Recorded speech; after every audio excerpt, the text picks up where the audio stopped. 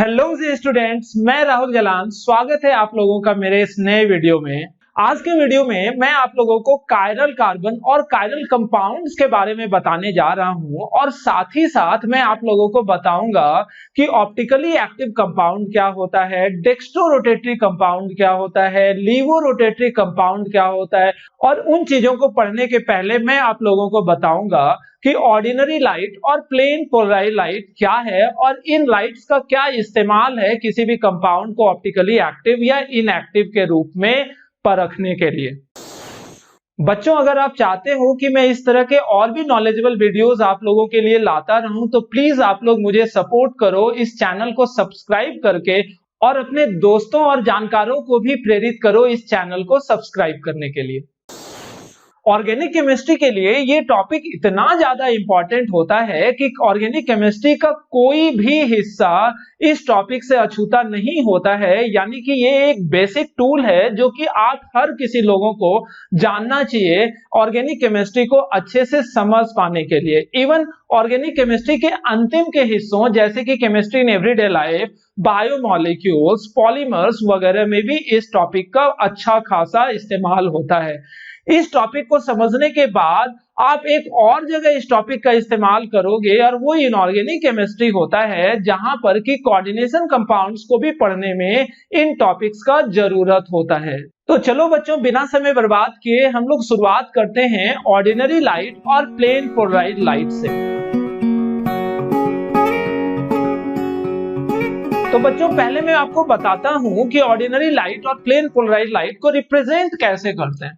तो ये जो मैं यहां पर लिख रहा हूं ये ऑर्डिनरी लाइट का रिप्रेजेंटेशन है, जिसमें ये जो है प्लेन ऑफ वाइब्रेशंस को रिप्रेजेंट कर रहा है। ये जो है ये लाइंस जो है ऑर्डिनरी लाइट के प्लेन ऑफ वाइब्रेशंस को रिप्रेजेंट कर रहा है। This is ordinary light. Okay student, अब जो मैं यहां पर लिख रहा हूं this is plane polarised light. This is plane polarised light. बच्चों, इसे हम लोग पीपीएल से भी रिप्रेजेंट कर लेते हैं। तो ऑर्डिनरी लाइट क्या होता है?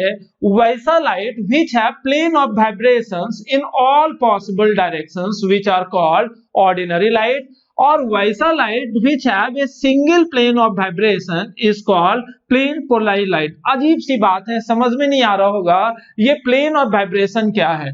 तो जैसे हम लोग जानते हैं कि लाइट जो होता है वो इलेक्ट्रोमैग्नेटिक वेव होता है। इलेक्ट्रोमैग्नेटिक वेव को हम लोग इस तरह से रिप्रेजेंट करते हैं कि अगर किसी रीजन में साथ साथ इलेक्ट्रिक फील्ड और मैग्नेटिक फील्ड दोनों प्रोड्यूस किया जाए, both are perpendicular to each other and both oscillating। ये जो रिप्रेजेंटेशन है ये इलेक्ट्रिक फील्ड का है, ये मैग्नेटिक फील्ड का है। तो वहां पर अपने आप इलेक्ट्रोमैग्नेटिक वेव बनेगा जो कि प्रोपगेट करेगा in the perpendicular direction of both electric as well as magnetic field. इसके वेव फ्रंट को अगर आप लोग देखो, सामने से अगर आप देखो तो सामने से देखोगे तो आप पाओगे इलेक्ट्रिक फील्ड ऊपर नीचे एक्स प्लेन या वाई प्लेन में वाइब्रेट कर रहा है, और मैग्नेटिक फील्ड जो है इसके परपेंडिकुलर प्लेन में वाइब्रेट कर रहा है। अगर आप सामने से देख रहे हो तो आपको कुछ इस तरह का वेव फ्रंट नजर आएगा। इलेक्ट्रिक फील्ड ऊपर नीचे वाइब्रेट कर रहा है और मैग्नेटिक फील्ड ऐसे इस तरह से हॉरिजॉन्टली वाइब्रेट कर रहा है। ओके स्टूडेंट, तो ये जो बन गया वेव फ्रंट, तो इसी वेव फ्रंट को यानी कि प्लेन ऑफ वाइब्रेशंस को यहाँ पर रिप्रेजेंट किया जाता है ऑर्डिनरी लाइट। और प्लेन पोलर लाइट में क्या होता है? एक ही प्लेन ऑफ वाइब्रेशन होता है। जब हम लोग ऑर्डिनरी लाइट को निकोल प्रिज्म या कैल्साइट प्लेट से पास करेंगे तो ऑर्डिनरी लाइट जो होता है वो प्लेन पोलराइज्ड लाइट में कन्वर्ट हो जाता है। इस प्लेट को हम लोग क्या नाम देते हैं बच्चों? दिस इज निकोल प्लेट, या निकोल प्रिज्म भी हम लोग इसे बोल देते हैं, या फिर इसे कैल्साइट प्लेट भी हम लोग बोलेंगे, जो कि एक तरह का अपरूप है। क्या चीज का? कैल्शियम कार्बोनेट का ही एक तरह का अपरूप है। इस निकोल प्रिज्म या कैल्साइट प्लेट में क्या होता है, जितने भी फाइबर्स होते हैं वो सिर्फ एक ही डायरेक्शन में अलाइंड होते हैं, जिस वजह से उस फाइबर के अलाइनमेंट का जो वाइब्रेशन होता है वो पास हो जाता है, बाकी वाइब्रेशंस पास नहीं हो पाता है। ओके स्टूडेंट, तो इस तरह से ordinary light plane polar light में कन्वर्ट हो जाता है। अब हम लोग प्लेन पोलराइज्ड लाइट का इस्तेमाल करके जानेंगे कि किसी भी सब्सटेंस को किस तरह से हम लोग बांटते हैं, ऑप्टिकली एक्टिव या ऑप्टिकली इनएक्टिव के रूप में।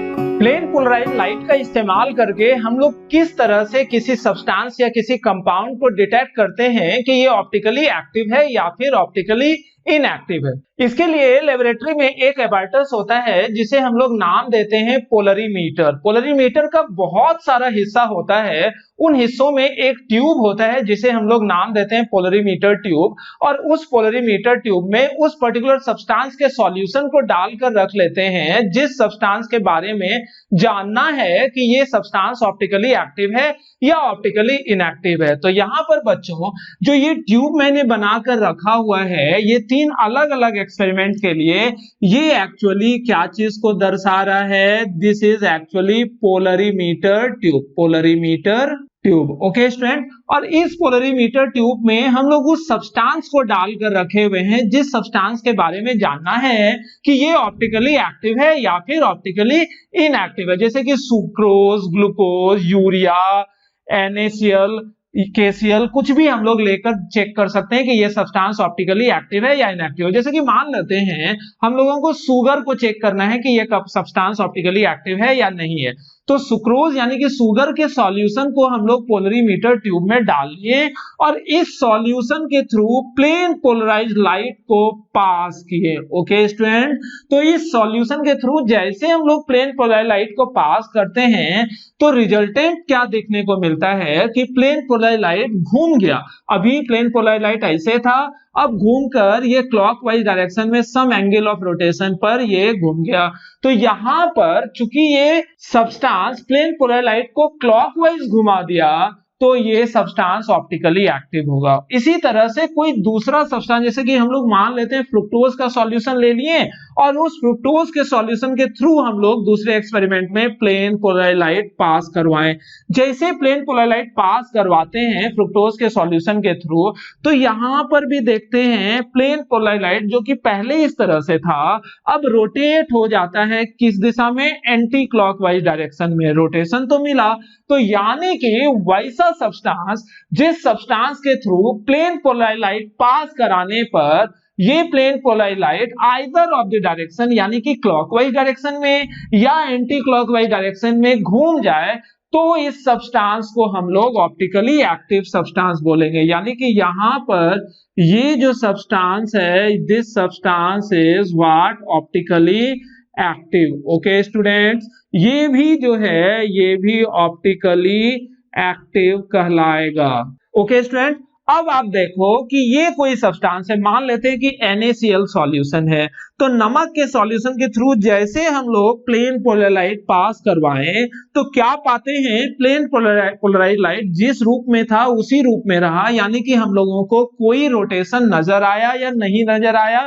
कोई रोटेशन नजर नहीं आया।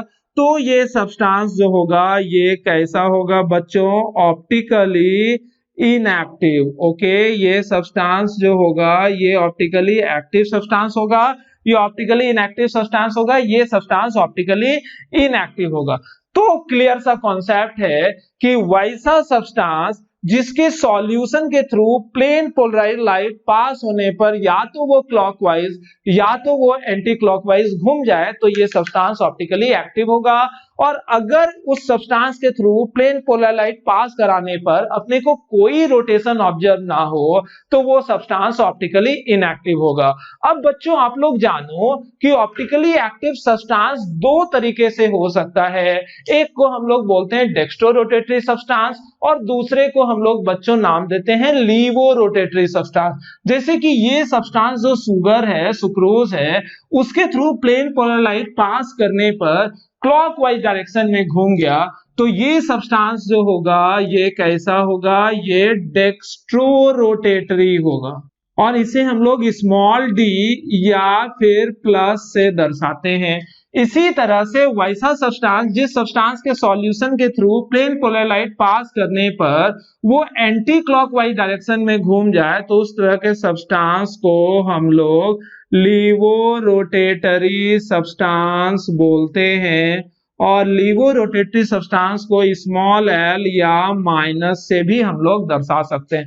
तो डेक्स्ट्रो रोटेटरी सब्सटेंस वैसा सब्सटेंस जिसके सॉल्यूशन के थ्रू प्लेन पोलराइज्ड लाइट को पास कराने पर वो क्लॉकवाइज घूम जाए तो उसको हम लोग बोलेंगे डेक्स्ट्रो रोटेटरी। और लीवो रोटेटरी सब्सटेंस मतलब वैसा ऑप्टिकली एक्टिव सब्सटेंस जिसके सॉल्यूशन के थ्रू प्लेन पोलराइज्ड लाइट को पास कराने पर वो एंटी क्लॉकवाइज डायरेक्शन में घूम जाए तो उस तरह के सब्सटेंस को हम लोग लीवो रोटेटरी सब्सटेंस बोलेंगे। अब हम लोग आते हैं कायरल कार्बन। कायरल कार्बन का डेफिनेशन तो बिल्कुल आसान होता है। कायरल कार्बन होता क्या है कि वो sp3 हाइब्रिडाइज्ड कार्बन जिसके चारों वैलेंसी एक दूसरे से अलग अलग एटम्स या ग्रुप ऑफ एटम्स से फुलफिल हो तो उसे हम लोग कायरल कार्बन बोलते हैं। sp3 हाइब्रिडाइज्ड कार्बन कहने का मतलब होता है कि ऐसा कार्बन जो कि सिर्फ सिंगल बॉन्ड बनाया हो, वो कार्बन अगर डबल बॉन्ड या ट्रिपल बॉन्ड बनाया होगा यानी कि वो अगर sp2 या sp3 हाइब्रिडाइज्ड होगा तो कायरल कार्बन शब्द का तो कोई मतलब ही नहीं होता है। Carbocation carbon ion free radicals के केस में भी कायरल कार्बन वर्ड का कोई मतलब नहीं होता है, यानी कि कायरल कार्बन सिर्फ और सिर्फ न्यूट्रल कार्बन होगा किसी पर्टिकुलर कंपाउंड में जो कि चारों वैलेंसी सिंगल बॉन्ड से फुलफिल करा होगा, यानी कि वो sp3 हाइब्रिडाइज्ड होगा। और वो जो चारों वैलेंसी होगा वो चारों अलग अलग एटम्स या ग्रुप ऑफ एटम्स के साथ होगा। जैसे कि ये sp3 हाइब्रिडाइज्ड कार्बन है और यहां पर ये मान लेते हैं चार अलग अलग एटम्स या ग्रुप ऑफ एटम्स जैसे A, B, C और D से जुड़ा हुआ है। और अगर A is not equals to B, is not equals to C, is not equals to D, यानी कि ये चारों ग्रुप बिल्कुल एक दूसरे से अलग हो तो ये कार्बन क्या होगा, then the central carbon is